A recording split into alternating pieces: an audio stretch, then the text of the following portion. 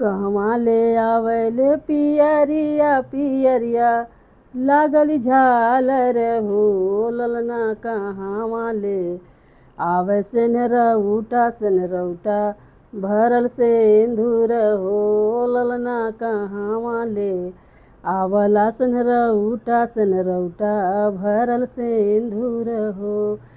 नैहर से आवल पियरिया पियरिया लागल झालर हो ललना ससुरा से आव सेनरौटा भरल सिंदूर हो ललना ससुरा से आवला सनरौटा भरल सिंदूर हो।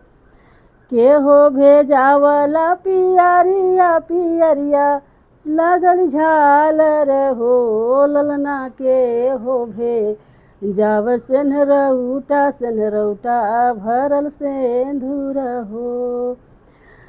मम्मी मोर भेजावली पियरिया पियरिया लागल झालर हो ललना सासू मोर भेजाव सेनरौटा भरल सिंदूर हो ललना सासू मोर भेजावनी सनरौटा भरल सिंदूर हो।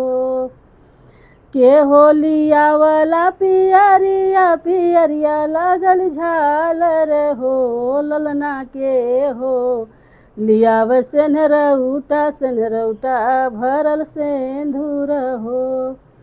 भैया जी लियावना पियरिया पियरिया लागल झालर हो ललना सैया मोर लियाव सेनरौटा भरल सिंदूर हो ललना सैया मोर लियाव सेनरौटा भरल सिंदूर हो।